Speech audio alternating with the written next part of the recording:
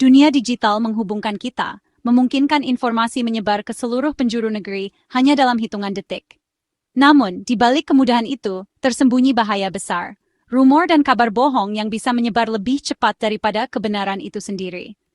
Di era media sosial, satu pesan bisa menjadi viral dan memicu reaksi berantai, bahkan sebelum fakta sempat diverifikasi. Kebohongan pun bisa menyebar tanpa kendali, menimbulkan keresahan di tengah masyarakat.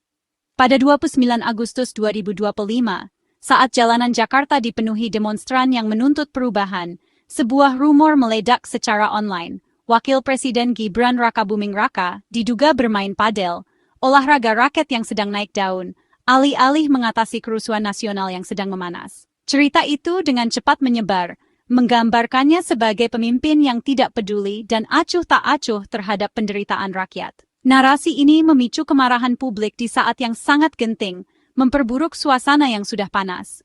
Kekuatan rumor ini bukan hanya pada kecepatan penyebarannya, tapi juga pada dampak emosional dan detail spesifik yang membuatnya terasa nyata.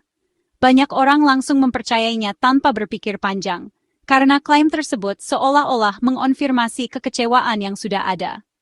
Di kota yang sedang tegang, narasi seperti ini mudah sekali disalahartikan sebagai fakta. Apalagi jika masyarakat sudah lelah dan frustrasi dengan situasi yang ada. Informasi yang belum tentu benar pun bisa menjadi bahan bakar bagi kemarahan kolektif.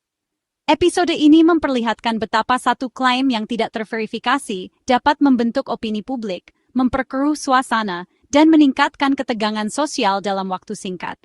Dugaan permainan padel Wakil Presiden menjadi studi kasus nyata tentang bagaimana media sosial, politik, dan sentimen publik bisa bertabrakan di era digital, dan bagaimana satu rumor saja mampu mengubah arah percakapan nasional. Perjalanan rumor dari satu unggahan hingga menjadi viral menunjukkan anatomi misinformasi modern. Dalam dunia digital yang serba cepat, satu pesan yang tampak sepele bisa menjadi pemicu gelombang besar informasi yang menyesatkan. Setiap detik, jutaan orang terhubung melalui berbagai platform, menciptakan jalur penyebaran yang tak terlihat namun sangat efektif. Seringkali, semuanya bermula dari obrolan pribadi atau akun kecil yang tampaknya tidak berbahaya. Namun, dalam hitungan menit, unggahan itu bisa menyebar ke X, Facebook, dan Instagram, menembus batasan komunitas dan negara. Setiap kali seseorang membagikan, pesan itu mendapatkan kekuatan baru, memperluas jangkauannya ke lingkaran sosial berikutnya. Emosi seperti kemarahan, ketakutan, dan bias politik menjadi bahan bakar utama penyebaran.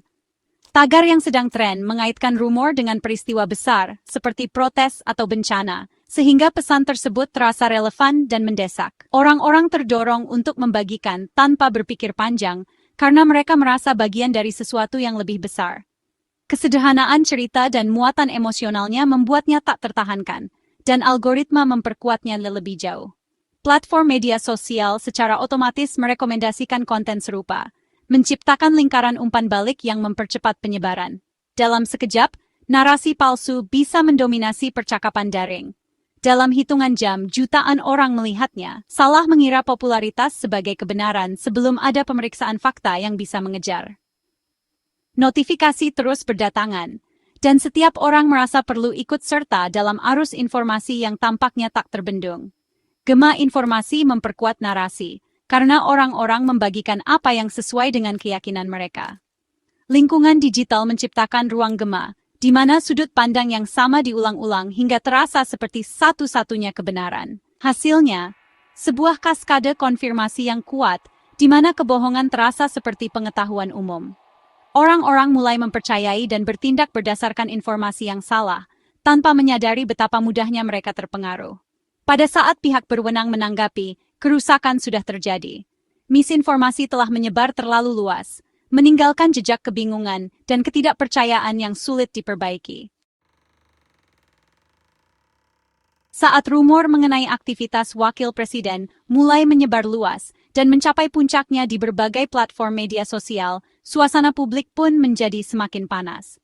Banyak pihak berspekulasi, memperdebatkan kebenaran isu yang beredar, hingga akhirnya perhatian masyarakat tertuju pada satu pertanyaan besar. Apa sebenarnya yang terjadi di balik rumor tersebut? Menyadari situasi yang semakin memanas, kantor Wakil Presiden merespons dengan tegas dan penuh perhitungan. Mereka tidak ingin membiarkan rumor liar berkembang tanpa klarifikasi resmi. Pada tanggal 30 Agustus, staf khusus Tina Talisa tampil di hadapan media dan mengeluarkan bantahan publik yang sangat jelas. Ia menegaskan bahwa Wakil Presiden Gibran tidak bermain padel pada saat berlangsungnya aksi protes, seperti yang ramai diberitakan. Pernyataan yang disampaikan Talisa sangat lugas, tanpa basa-basi, dan tidak menyisakan ruang untuk keraguan.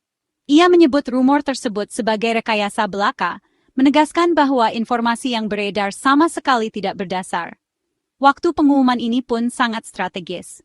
Kantor Wakil Presiden memilih untuk menunggu, mengumpulkan fakta dan bukti yang diperlukan sebelum akhirnya mengeluarkan sanggahan yang komprehensif dan terstruktur. Latar belakang Tina Talisa sebagai jurnalis senior memberikan bobot tersendiri pada pernyataan tersebut. Pengalamannya di dunia media memastikan pesan yang disampaikan tidak hanya berwibawa, tetapi juga mudah dipahami dan cepat tersebar di kalangan media kredibel. Dalam kesempatan itu, Talisa juga mengingatkan masyarakat untuk selalu berhati-hati terhadap informasi provokatif yang belum terverifikasi. Ia menyoroti bahaya penyebaran klaim palsu yang dapat memecah belah dan menyesatkan publik.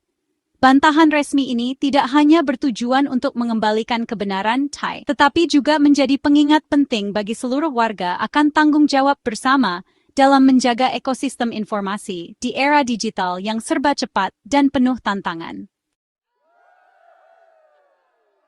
Untuk melawan kebohongan, kantor Wakil Presiden memberikan catatan yang dapat diverifikasi tentang harinya. Pada 29 Agustus, Gibran berada di kantornya di Istana Wakil Presiden, menjalankan tugas resminya. Ini secara langsung bertentangan dengan rumor dan mudah dikonfirmasi oleh staf dan catatan resmi. Alih-alih bersantai, ia terlibat dalam pekerjaan rutin pemerintah saat demonstrasi berlangsung di tempat lain. Transparansi kantor menggantikan citra palsu pemimpin yang tidak terlibat dengan kenyataan seorang abdi negara yang sedang bekerja. Kejelasan ini membantu mengembalikan kredibilitas dan kepercayaan. Konteks itu penting. Sehari sebelum protes, Gibran baru saja kembali dari perjalanan resmi ke Sumatera Utara.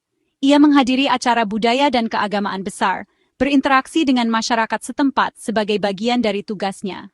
Jadwal yang padat membuat gagasan permainan padel santai pada hari Jumat tidak masuk akal. Detail ini memperkuat narasi Wakil Presiden yang pekerja keras, bukan yang acuh tak acuh.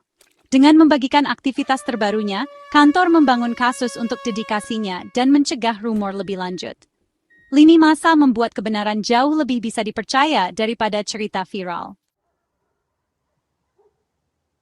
Bantahan dari pihak yang dituduh sudah diduga, tetapi sanggahan dari pihak ketiga itu kuat. Anwar Racket Club, yang disebut dalam rumor, secara publik mengklarifikasi di Instagram bahwa Gibran tidak pernah mengunjungi klub mereka. Pernyataan mereka jelas dan lugas, memutuskan setiap kaitan antara Wakil Presiden dan dugaan permainan padel. Berbicara langsung kepada audiens online, pesan klub menambah kredibilitas pada bantahan resmi. Konfirmasi independen ini membantu memadamkan rumor dan menunjukkan tanggung jawab perusahaan dalam melawan misinformasi. Tindakan cepat klub menunjukkan bagaimana entitas non-politik dapat memainkan peran penting dalam mengembalikan kebenaran. Membeda hoax mengungkapkan manipulasi yang terencana. Rumor itu menargetkan seorang pemimpin terkemuka dan memilih aktivitas padel yang melambangkan hak istimewa dan ketidakpedulian. Menyebut nama klub sungguhan menambah keaslian palsu, membuat cerita lebih sulit untuk dibantah.